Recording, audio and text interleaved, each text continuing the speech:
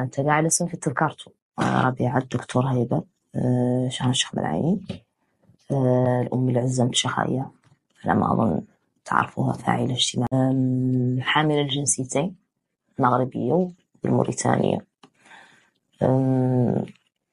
ازدياد العيون، الساقية الحمراء.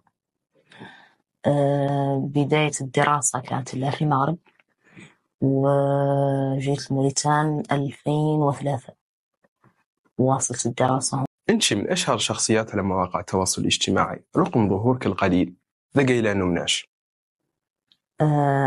أنا بعد الرد والكلوة أي حد يسمع الشيخ ملاعيني لا يجذبوا الاسم أولا به اللي عندي عنه شخصية معروفة.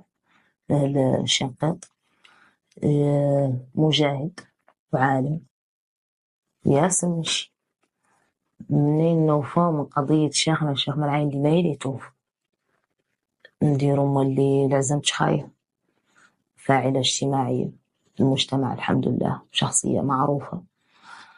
وقالوا اللي هالسناب هذا وزادها للشيخ